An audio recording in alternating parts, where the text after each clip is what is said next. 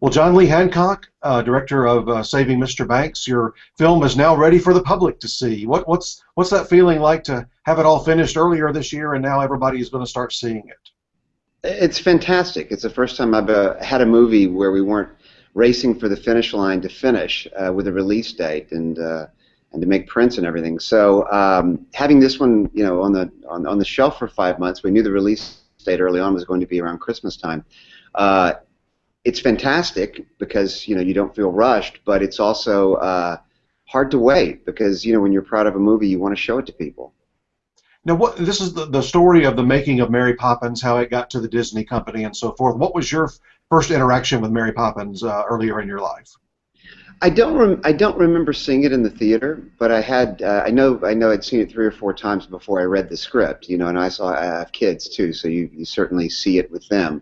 But I just remembered the songs were really great, and I remember Dick Van Dyke dancing with the penguins.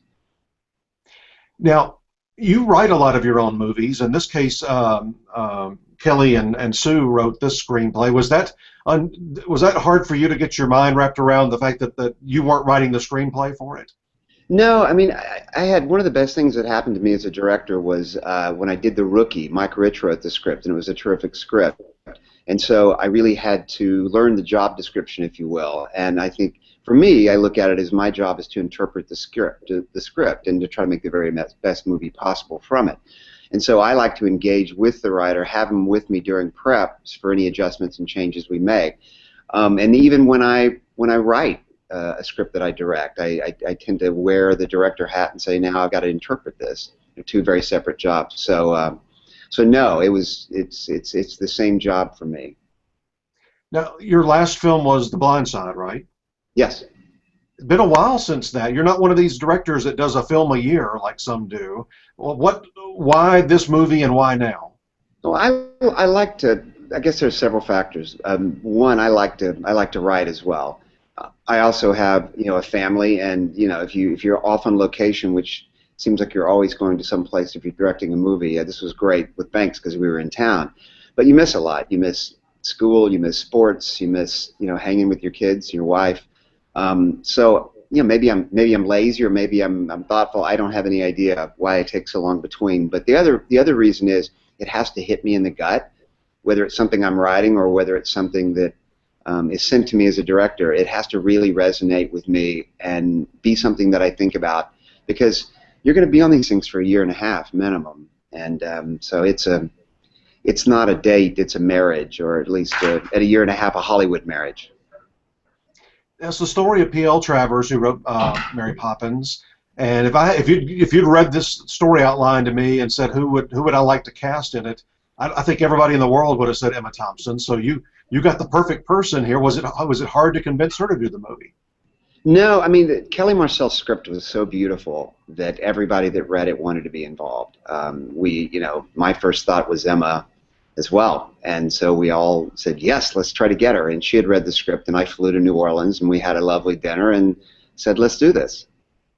Now, she's an Oscar-winning screenwriter herself, as well as an Oscar-winning actress. Did she have input on the direction of the story?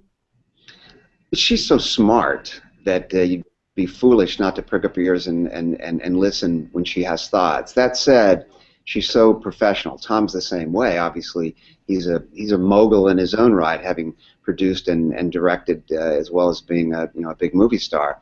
But they both were incredibly professional and were there to kind of serve the character and to serve the movie. So they're just amazing people and amazing talents. Now, Emma's already won the National Board of Review this past week, and obviously I think is in a lot of people's minds for other awards this season. What did she bring to the role even beyond what you were expecting?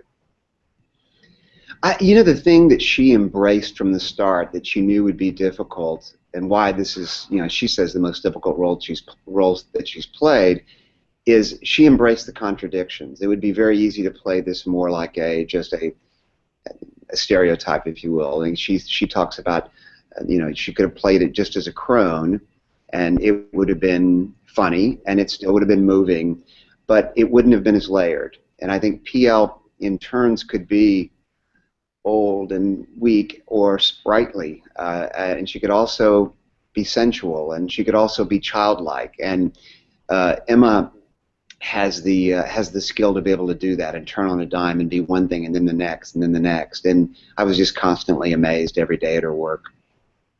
You know, speaking of that, this is a movie I think difficult to direct because you got to set the tone. Of course, the script is there, but is it going to be very dramatic? Is it going to be funny? Is it going to be, of course, musical? I mean, there's sentimental. I mean, there's so many different elements here. How did you balance all of those different tones? Well, I think you're aware of that, and you have to go with your gut. I mean, to me, it felt like real life, and because I think even if something's a tragedy, there's a certain nervous humor about that.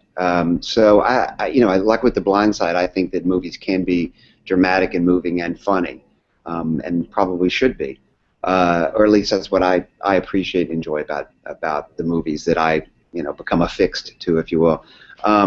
But I don't know. I think you just it felt right in the script. It felt like it was measured correctly in the script, and you just trust your gut. And then you have times on the day where you go, oh, I think we're wallowing a bit here, or let's pace this up. I don't want to milk this into a big joke. Let's make it a smile rather than a laugh. Those kind of things that you just trust your gut and on the day deal with. Because of that, do you do different? I know you do different takes, but different styles of takes, so that later on when you're in the editing room, you've got some choices to make. Occasionally, it's usually just measuring. It's like a 5-degree difference. We're heading north-northwest. Now let's try one that just heads northwest. But I'm not a real fan of giving myself a million choices for the editing room, because in your gut you usually feel that one is right, and you just take that tack and then try to improve on that take to take to take to take and be more and more specific.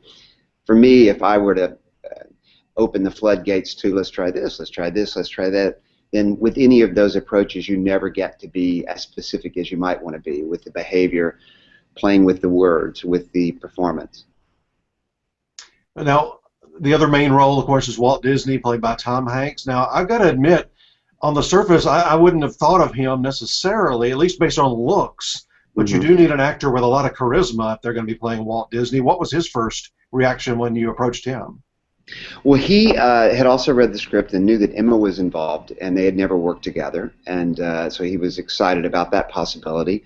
I went over and met with Tom, and we talked about our mutual love for the script, as well as just an approach, and we agreed that he didn't look a whole lot like Walt Disney, but I felt very strongly that we needed an icon playing an icon, and I was more interested in having a fine actor like Tom approach him from the inside out. I said, I don't want to do prosthetics. For those, I end up just watching the rubber chin move. Said, yes, there'll be behavior. Tom, can you grow a mustache? We'll put some brown contact lenses in, and then you do your work and become Walt Disney. And we shook hands on it, and we were off and running. Now, of course, this is made for Disney itself, and having their creative genius that started the company be a main character in a movie, was there what kind of levels of involvement did they have in what they wanted you to show or not show? Surprisingly, they were hands off. I think the movie's helped by the fact that it was completely developed outside their system, and they didn't even know about it until the script was complete, and then it was on the blacklist, and then they felt like they needed to read it. The only place this movie could have been made was here at Disney. Because of the intellectual property rights, etc. You could tell a different version of the story, but that would be without the songs, without Disneyland, without Mickey Mouse, and on and on and on, and without the locations of Disney Studio and Disneyland. So there's that. The other thing is that I was very worried when I came in to meet with them that they would chip away at some of the things, because I liked Walt's portrayal in the script, and I thought that he was very human and had some flaws like everybody, and then at the end of the day that made him more fascinating character and a more endearing character. So they said, no, we like the script too. Still, I was worried. I mean, you keep thinking at the 11th hour they're going to come in and say, take out the part where he doesn't invite her to the premiere, or take out the smoking, or take out the Scotch mist at 5 o'clock, or the cursing. Take it out. And they never did. They allowed me to make the script into a movie, and the version of it that I'm happy with. And you have discussions about things. They did, when in the script he's putting, he has a cigarette when she blasts into the office, and he puts it out. I think they just didn't want it to turn into Mad Men or something, with everybody smoking and all that, because it's instantly probably an R-rated movie then, for one, and two, they just didn't want it to be about that. Well, speaking of that time period, early 60s, what were the challenges for you as a director? I can't ever even imagine. It's one thing to go back in time and say do a Viking movie or a Lord of the Rings or something where you can create the whole world, but here you've got to recreate what people actually remember from that particular time period. What were some of your challenges of doing that? Well, when you're doing an adult drama like this, you don't have a big budget, so it's not as though you can fix anything in post. Whatever you capture in the frame is, you own. And I think you're talking period costumes, period cars, buildings, anything architecturally that seems anachronistic, would need to go away. But you have to carefully plan and select your shots and your angles and your lenses. And there are sometimes, if we would have panned just a little, 2 inches left, we would have a building that was anachronistic. But so you have to just carefully plan, and everybody's on the same page with that, from a production design standpoint to costumes, to our DP, to our AD. Everybody's on board with that idea of we have to be very, very specific. Of the people that were involved in that film, the original, Julie Andrews, Dick Van Dyke, that are still around, the Sherman brothers, well, I guess one of them passed away, but what involvement did any of them have? We had Richard Sherman on the set as a consultant, because I thought, I can guess or I can ask. And with Richard there, you just have to ask, and he can tell you how things went down. So that was really a treasure trove of information, not only from me and Kelly with regard to the script, but also to Tom and the Sherman brothers. And Jason Schwartzman, who's a musician himself and plays piano, I knew when I cast him, I wanted a musician. I'm a big Jason fan. And I thought it'll be so much easier if he can actually play piano for us, and we can see him playing, as opposed to having to fake it with an insert of hands playing or anything like that. And he could spend time with Richard, and he did. He practically moved in with Richard and Elizabeth, and to learn how to play like Richard. As far as Dick Van Dyke and Julie Andrews, they weren't involved with production. I mean, obviously, this is a movie that predates their involvement. It's not about the actual physical making of the movie, so they weren't characters in it necessarily. Even though Dick Van Dyke is talked about in the movie. So their involvement is they've seen it and really enjoyed it, and are, I think, coming to the premiere. Other people from that original, that more behind the scenes people that are still around? You know what? Not many. It was Elizabeth Sherman told me. She said, this has been such a wonderful experience for us, because we get to relive, Richard's time at Disney and working on this very special project. She said the sad part is, I want to pick up the phone and, call Don DeGrady or any of these other people and say, isn't this cool? Isn't this fantastic? But they're all gone. So I know not all of them are gone, but their circle of friends and the creative circle of people that were involved in the movie, yeah, most of them are gone. Well, that's what's great when you can recreate a biographical period, and some of the people are still around, is that it lets them relive those memories and remember those people that they've lost. It's a fantastic curtain call for Richard Sherman too, because he's just he's an industry treasure. There's no doubt about it. He's 85 going on 25, and to be able to do Q&As with Richard and to have him around on the set was just, I don't know, it's just the vibe he puts off is so positive and so creative. It's a lovely curtain call for Richard. And what was the premiere like? You had it at the original theater, the Chinese theater in Hollywood there. We did. This has been, it's as it says in the movie, seems what's to happen all happened before. I mean, we closed the London Film Festival and at the Leicester Odeon, which is where Mary Poppins had its London premiere 50 years ago. And then we were at the Chinese Theater, where the LA premiere was 50 years ago, where we also shot about a year ago the recreation of that premiere. And then to be back there with the movie playing, it was just my head was spinning. And then I looked over and saw Richard Sherman and thought, what must he be thinking? Because he was actually here 50 years ago. Any kind of a different reaction, or what differences could you notice from one continent to another in terms of reactions? It's funny. The movie plays fairly consistently in both places. It was funny because when you're over I was over in London for a bit before that, and there were screenings and after that and things like that. And the reaction was there was a little bit of poor P.L. Travers having to deal with that blowhard Walt Disney, and over here you'd get some of the responses of poor Walt Disney having to deal with that bag. So it was kind of fun. We walked a line there with who you were siding with. One of our commenters in the chat room, it's not a question as much as a comment. Mr. Hancock, thank you for making this film. I saw Mary Poppins when I was about 8 in 1964, and it literally changed my life and made me fall in love with movies. Cannot wait to see your film. Oh, well, I hope you enjoy it. It's from WPG Movie Addy. So just a couple of final questions. You've gone through this award cycle with your last film, The Blind Side, which was not only up for Best Picture, but also Sandra Bullock won the Oscar. I remember back at that time, critics didn't like your movie nearly as much as the public did. You can't make a critic really like a sentimental kind of a movie, as you well know. How would you relate that particular experience to what this film brings about?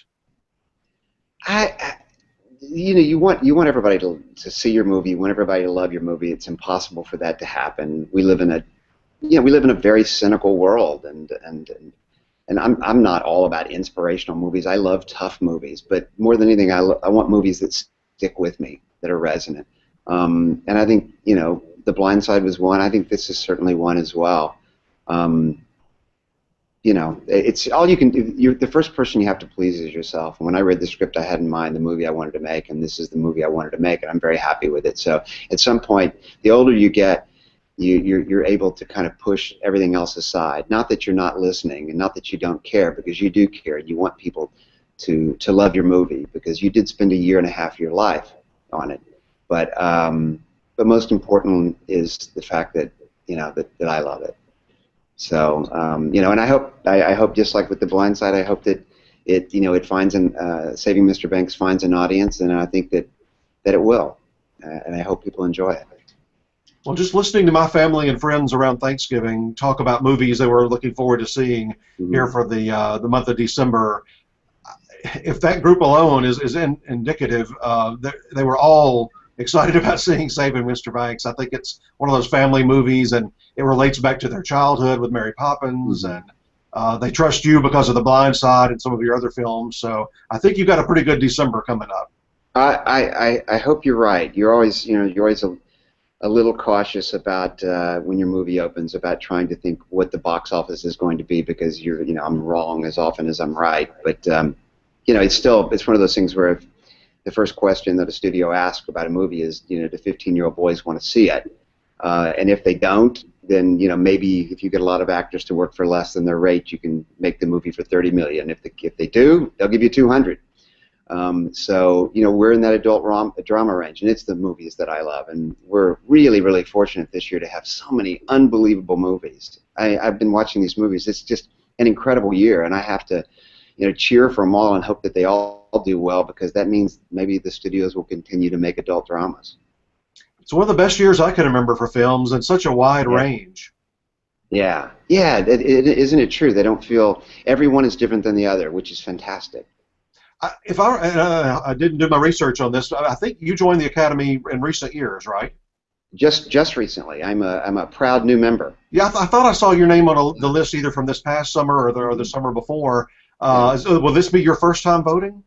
It will. I'm very excited. I've asked so many Oscar voters this question over the past couple of years, and you don't have to give specifics, obviously, and I know what you're going to mark in your top slot, at least in some categories, since you've got a film in the race. But in general, as you've been watching screeners and been thinking about how you're going to mark your ballot, what grabs your attention the most? What kind of films make you want to mark them down as one of your nominees or one of your winners? It's not a list of things I'm looking for. It's not a ticking the boxes kind of thing at all. To me, it's like, do I just love it, and do I keep thinking about it?